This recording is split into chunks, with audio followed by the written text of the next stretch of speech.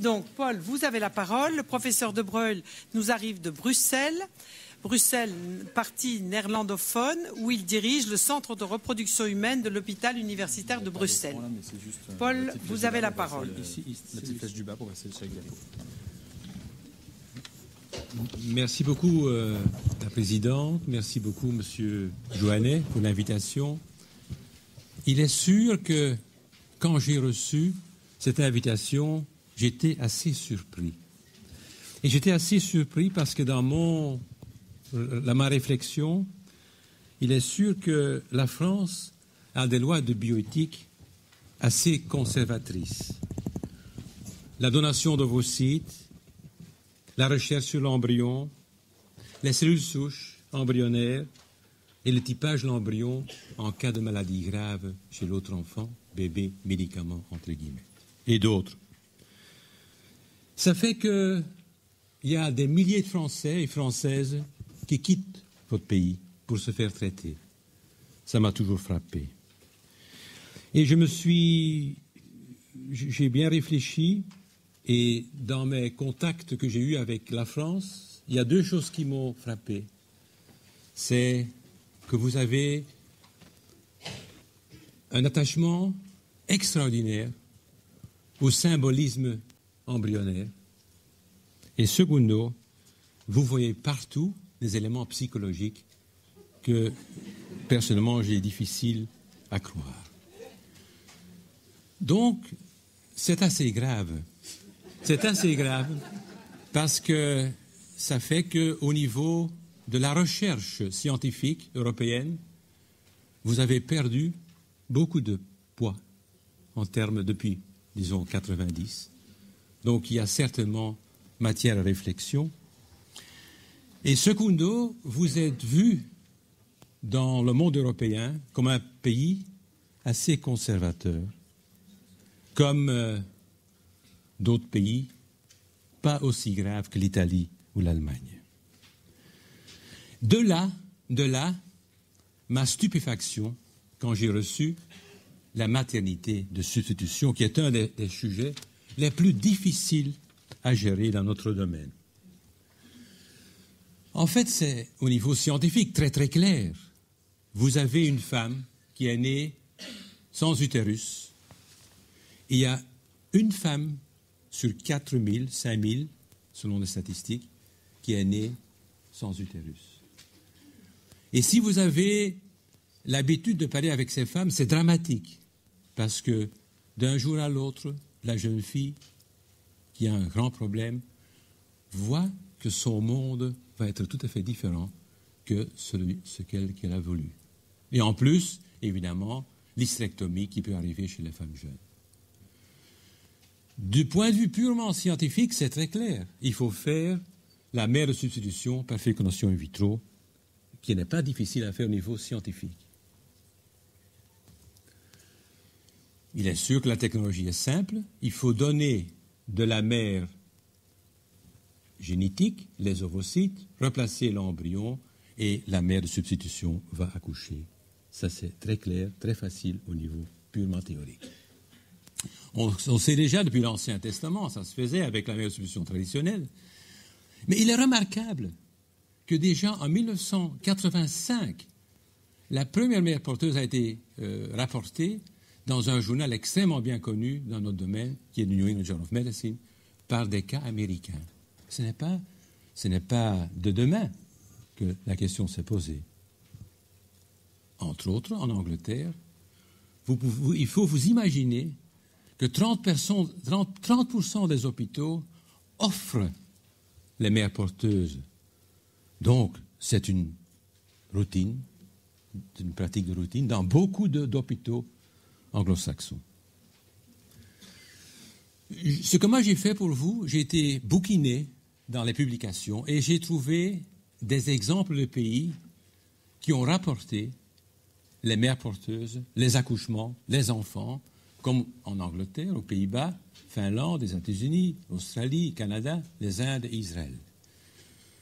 Il faut aussi dire, à mon avis, et on en a discuté hier soir, que le pays qui a la loi la mieux organisée, c'est la Grèce.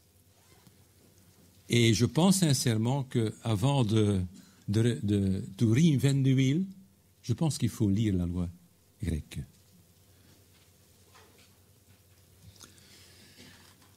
Est-ce que la religion va nous aider? Je ne pense pas sincèrement. Il y a un Dieu, si vous êtes d'accord. L'Église catholique interdit, McCormick 92, la religion juive accepte 98, et l'islam interdit avec l'exception de co-femmes. Donc si vous avez 2 femmes en polygamie, la mère porteuse est acceptée. Qu'est-ce que les sociétés savantes nous disent? Il est sûr que la Société européenne de reproduction, qui est la plus grande société au monde, en fait, avec 6 000 membres, nous dit que la mère porteuse de substitution, au niveau moral, je ne suis pas un philosophe, est acceptée s'il n'y a pas d'autre solution. Il n'y a pas d'autre solution, s'il n'y a pas d'utérus, il y a un problème.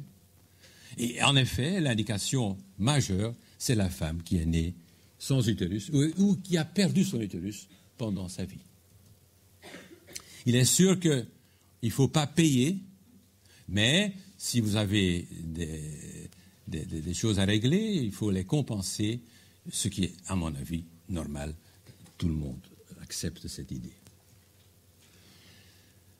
Il faut absolument éviter, et là on touche, à mon avis, au problème médical, il faut éviter les catastrophes. Et vous savez que la catastrophe, et M. Sureau, je pense, en a parlé ce matin, ce sont les grossesses multiples.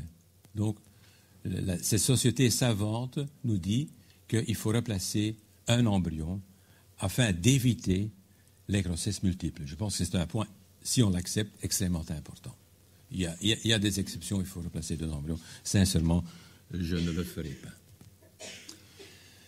Et il faut absolument avoir une idée des familles qui ont eu cette procédure, et je pense qu'il faut aussi accepter qu'il faut, d'un moment à l'autre, essayer d'évaluer les enfants nés. Maintenant, qu'est-ce que j'ai trouvé dans la littérature? Il y a par exemple en 2003 une publication de Peter Brinson de Cambridge qui ont vu 37 cas, les premiers 37 cas. 6 étaient donc des femmes nées sans utérus, 20 qui avaient des hystérectomies pour un cancer et 11 d'autres indications. Je ne vais pas aller en détail.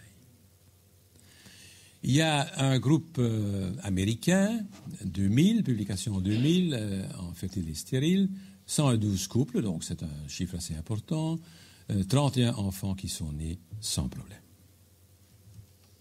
Et puis, il y a l'expérience finlandaise. Et les Scandinaves ont été déjà très progressistes en 1991. Ils ont évalué 10 ans. Il y avait 17 mères porteuses, un embryon placé, 9 femmes ont accouché, et il dit qu'il n'y a eu pas de problème, sauf qu'il faut vraiment bien la vie psychologique, et ce qui est évident. Publié en 2002 dans un journal scientifique scandinave. Il y a ici un groupe en Israël, à Tel Aviv, publication en 2005. Ils ont commencé en 1997. Pour les 2 indications que je viens de citer, 19 patientes, la moitié des patientes ont accouché. Quelles étaient les motivations des mères porteuses, des mères de substitution? Apparemment, dans cette étude de JADVA, Human Reproduction 2003, il y avait 39 femmes qui ont porté les enfants. Dans 31 cas, c'était pour aider, donc l'élément de solidarité, et il y avait 8 femmes qui aimaient d'être enceintes. Et ça, on comprend très bien, évidemment.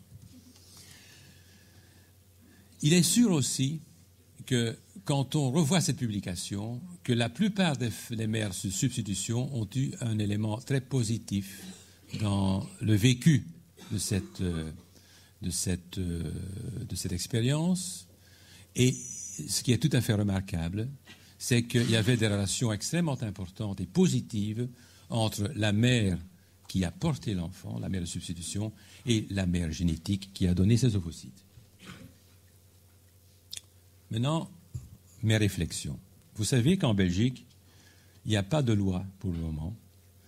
Et la Belgique et la France sont tout à fait différents. S'il n'y a pas de loi, on peut le faire. On le fait. Mes réflexions sont qu'il est vrai qu'on est confronté avec une situation dramatique. Parce qu'avec l'absence de l'utérus, il y a une stérilité absolue. La grossesse est impossible. Ça, c'est un. Au niveau scientifique, la solution facile, c'est la donation d'ovocytes d'une femme à l'autre, ce qui se pratique dans le monde entier tous les jours par des dizaines et des dizaines de cas. Il est sûr que ce qu'on discute aujourd'hui ici a été discuté, négocié dans d'autres pays depuis des années. Depuis des années. Donc, c'est-à-dire c'est un débat, mais on sait que dans beaucoup de pays, la mère de substitution est effectuée. Des dizaines d'enfants sont nés, rapportés, mais il y en a beaucoup d'autres qui ont été pas publiés, mais qui sont nés. Et apparemment, selon toutes les études qui ont été publiées, les problèmes au niveau de la mère qui porte l'enfant est assez réduite. Il n'y a pas eu des désastres ou des catastrophes. Si la mère de substitution est acceptée par une société, il faut, je pense, à mon avis, des critères extrêmement stricts. Je pense qu'il ne faut pas être trop complexe et compliqué, mais il faut bien réfléchir. Si on accepte l'idée, je ne sais pas s'il faut l'accepter, si on accepte l'idée, il faut absolument une bonne indication, qu'il n'y a pas de flou ni de gris. Il faut un bon profil de la mère de substitution. Il faut absolument évaluer au niveau psychologique d'une façon extrêmement rigoureuse. Il faut un suivi psychologique et il faut un contrat légal. Et ça, je pense qu'on a peu d'expérience en Europe. En Amérique, on peut le faire, mais je pense qu'en Europe, c'est plus difficile. Coda, ça vient du latin, ça veut dire que quand je réfléchis maintenant sur ce que je vous ai dit, nous avons l'habitude de travailler avec des gamètes. Des gamètes qui sont replacés chez les femmes. Mais des gamètes et des embryons replacés chez les femmes qui accouchent eux-mêmes. Ici, vous avez introduit l'idée d'une autre personne qui participe d'une façon active à une autre grossesse et qui devra abandonner son enfant. Moi, je n'ai aucune expérience. Je n'ai jamais fait cette technologie, bien qu'en Belgique ça se fait, parce que j'ai toujours peur des ramifications psychologiques et médicales de cet acte. Et je pense qu'on peut le faire s'il y a des lois très très bien décrites et constructives. Parce que il y a toujours les risques médicaux, obstétricaux, pendant grossesse et accouchement. Ça existe.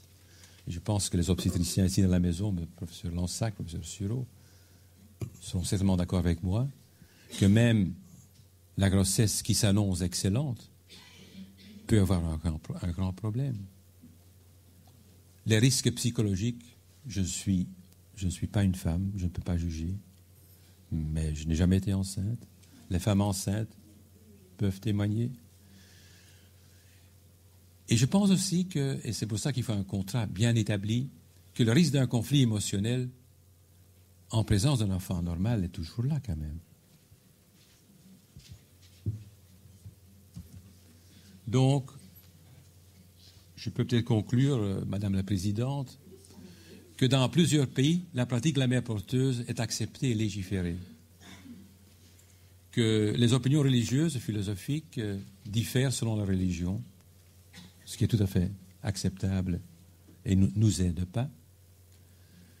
Il est probablement vrai que la mère de substitution témoigne d'un acte de solidarité extrême, mais que, avant que ça se fait, il faut des réflexions et des lois constructives qui protègent et médecins et femmes de substitution et femmes de commissioned woman, comme c'est appelé en anglais. Merci beaucoup.